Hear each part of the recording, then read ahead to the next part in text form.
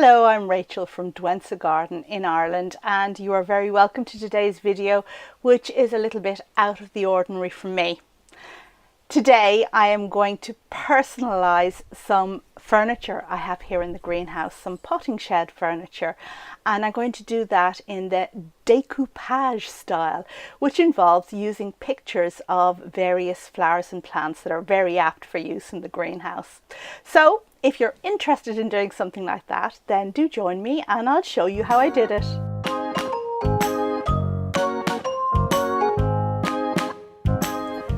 This whole project started when my husband came home with some shelving for my new greenhouse. As you can see, this shelving is intended for DIY workshop use and is made of metal and MDF. While it functions very well at storing my clay pots and seed trays, it is in essence functional and very impersonal. I grow plants for beauty, so this shelving jars a little with the aesthetic of the greenhouse.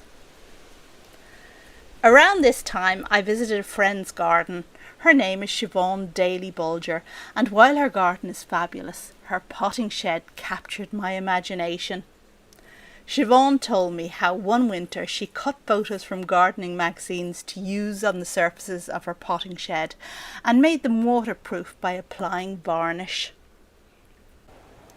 I loved the idea, and when I showed the photos I'd taken at Siobhan's to my family, my daughter immediately said that she would make that for me. I have to admit that this project is well outside my comfort zone, so I would never have undertaken it on my own. We decided to decorate the top boards on the two shelving units, the boards that would be visible.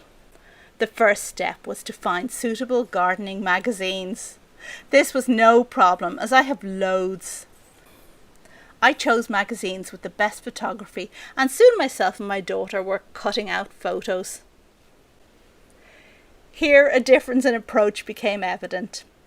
If you intend all photos to overlap, as Siobhan has done here on her beams, then cutting them out in detail is not so important. However, I loved to cut out the exact edges of each photo, and I chose plants that had a personal meaning to me, like orchids and more exotic stuff. I didn't want the collage to be just roses and daisies. And a little word of advice here. Cut out loads of pictures. You'll need lots more than you think. Around this time there was a parting of ways. My daughter Ishtar had recently had a baby, so couldn't devote any time to the project. And besides, she had originally envisaged less precise cutting out and an overlap system, so her heart wasn't really in the direction that my decoupage project was going. Ishtar bought some yellow paint to use as a backdrop for the flower cutouts. You need to choose a paint that's suitable for your surface, a non-water-based one. Your hardware store will advise you. I started painting. I must admit I was a bit dubious of the colour when I saw it, but I guess if your collage pictures all overlap, you see very little background colour. Once the paint had dried, I laid my pictures out on the painted board. At this stage I realised that I didn't want to overlap the pictures, and I also realised that although very jolly, the yellow was a bit brash for me. I decided that a more neutral background colour would show off the pictures to best effect, so off I went and bought a cream paint. I applied it to the other side of each board, so I wouldn't have to waste lots of paint covering the yellow. The cream still needed 2 coats. I allowed the paint to dry overnight, and then the next day started laying my pictures on the 2 boards. I originally had the idea to make the boards themed, one for spring and one for summer. The spring one would have magnolias, daphne, daffodils, irises, snowdrops, erythroniums, primroses and hellebores. The summer one would have sunflowers, clematis, poppies, dahlias, zinnias, lupins, roses, daylilies and gladioli. However, In the end, I settled for just laying the photos in the most pleasing way possible. I used a lot of larger photos, and having laid those out, interspersed them with smaller ones, varying colours slightly. As I said, I didn't want to use mostly roses and daisies in my collage. I wanted plants that were personal to me. I used lots of spring photos because this is such an exciting time of year, but also I used peonies, meconopsis, begonias, succulents, orchids, caudex plants like Stephania, roscoa, exotic bulbs like Scilla and Scodoxus, protea, and aroids like Aracema, even a few gingers. I then stuck down the pictures using a paper glue, trying my best to stick the edges down well. I didn't do a good enough job, it turns out.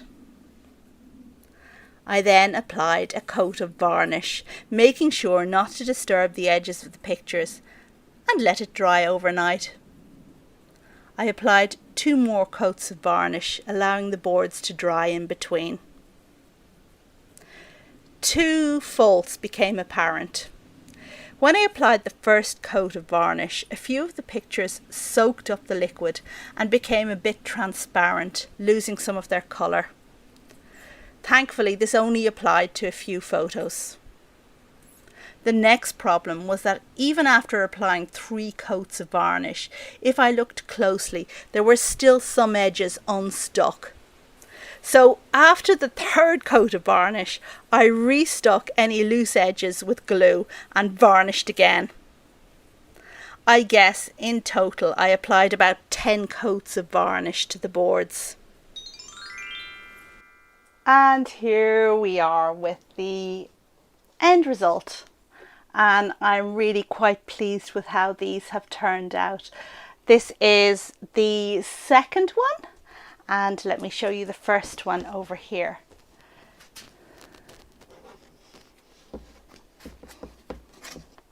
This one I'm particularly pleased with, and I did experiment moving the flowers around and putting them in different positions. I could always do it better with this particular board, with this particular assortment of flowers than the other one, but I'm quite pleased with how the 2 of them turned out.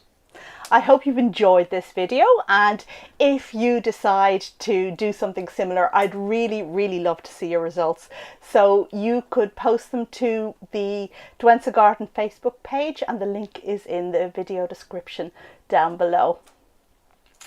In the meantime, you can expect a video from me on Sunday, one of the short ones on how to repot stromante, or the pear plant. I'm going to put this down here because it's very heavy. And then I'm going to take a break from the longer videos like this one for the next 2 weeks because I'm going away. However, I will continue with the shorter Sunday ones, and you can expect a series on flowers of different colours that flower late in the garden, so that's something that you can enjoy. However, if you really miss me and you want to see more from me, then the good news is that Niall on the channel Niall Gardens is doing a collaborative video, and his very popular series on what seeds to sow in different months is taking place in September, and I'm collaborating with him to tell him what my pick is. I wonder, can you guess which seed I pick to sow in September if you don't sow any other? You'll have to check out his video. I'm going to link to his channel up above because the video isn't out yet. Do look out for it and see if my choice would also be yours. Thank you as always for watching, and I will see you on the 22nd of September then with one longer video again. Thanks as always for watching, and bye!